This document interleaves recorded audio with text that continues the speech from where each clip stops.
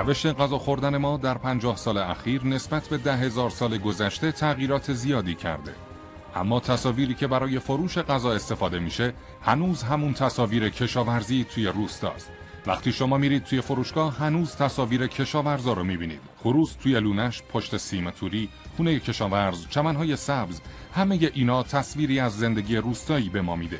دیگه تو فروشگاه‌های امریکا فصل خاصی وجود نداره. امروزه در طول سال گوجه فرنگی وجود داره. در نصف جهان کشت میشه و به صورت کال چیده میشه و بعدش با گاز اتیلن رسیده میشه. گرچه به نظر گوجه فرنگی میان و فکر میکنین گوجه فرنگیان، ولی در واقع یه جور تصور از گوجه فرنگیه.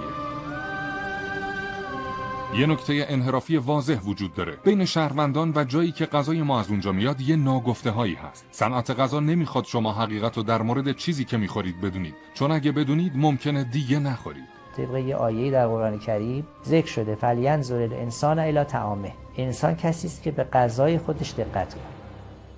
یعنی شما اگر ادعای انسانیت میکنی باید بدونی چی داری میخوری. ما باید چیزایی که تو صدا و سیما میگیم، به رسانه میگیم، چیزایی باشه که موجب بشه مردم مریض نشن.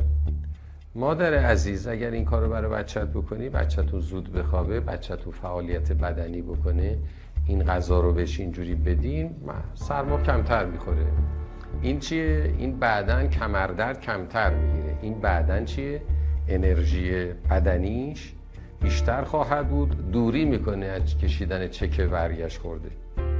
ز نیرو بود مرد را راستی. ما باید نیرو ایجاد کنیم در اجتماع. غذا تغییر نکرده، ذائقه ها هم تغییر نکرده. جلوی چشمش و غذاهای قدیمی و سنتی نبوده. اون چیزی رو که دیده به همون افت گرفته و همون مزه براش زیبا شده. الان هم دیگه اون غذای قدیم نبوده. حالا که میخوای تازه این غذا رو بذاری جلوش، براش اولش آزاردهنده است. متاسفانه الان اصل لذت اومده جلو. من چیزی رو میخورم که مزهش خوب باشه و اون فرمول و این اصل قرآنی در طب اسلامی رعایت نمیشه و باعث دردسر ما شد. ببینید ما الان از کل بودجه وزارت بهداشت 66% رو خرج درمان میکنیم. یه مقدارش هم بالاخره خرج هزینه‌های پرسنلیمون و بحث‌های دیگه‌مون 30% کل بودجه‌های وزارت بهداشت فقط خرج هزینه‌های دارویی داره میشه. اگر بپرسید کلا چقدر هزینه میکنید واسه اینکه مردم رو در واقع توانمند کنین، آموزش به مردم بدید و روی این کار بکنید، اصلا عملا شما بودجه‌ای بابت این قضیه اصلا نمی‌بینید تو فصول بودجه که همچین چیزی اصلا لحاظ شده باشه. اصلا با وجود اینکه حالا کسی نیست که بگه نه این مهم نیست، ولی هیچ کس بهش اعتقاد قلبی نداره.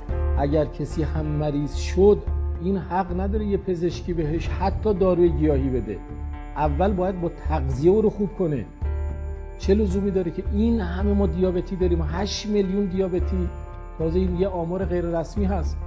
آیا جز این هست که شکر سفید، برنج سفید، نوشابه‌هایی که مملو از شکر هستند و انواع و اقسام چیپس ها، پفک ها، شکلات ها، شیرینی ها باعث دیابت میشه؟ ببینید دیدگاه در طب و تغذیه رایج، نگاه چون به بدن یک نگاه ماشینی هست و مکانیکی هست، مثل اینکه به ماشین بنزین میزنی به این بدن هم باید غذا برسونی. بر این مبنا در تغذیه رایج میان محاسبه میکنن این بدن در روز اینقدر کالری نیاز داره. حالا این کالری از چه تامین بشه دیگه معنی نداره که در کدوم فصل چی خورده بشه چی خورده نشه. از هر طریقی یک غذایی رو کالری بدن و ویتامین بدن و کلسیم و املاح و این چیزا رو تامین بکنه و به بدن برسه، اون دیگه قابل قبوله.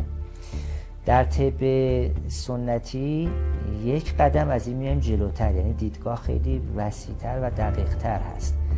میگه فقط بحث اون کالری و ویتامین و مفید بودن غذا نیست، اینکه شما چه غذایی رو با چه چیزی میخوری خود شرطه. بعضی غذاها با هم خوردنش بده، مثل گوشت با ماست، این نهی شده در طب سنتی. برعکس گوشت رو توصیه شده با مصلحش که سبزی هست، کباب با ریحون خورده بشه، آبگوشت با ترشی خورده بشه.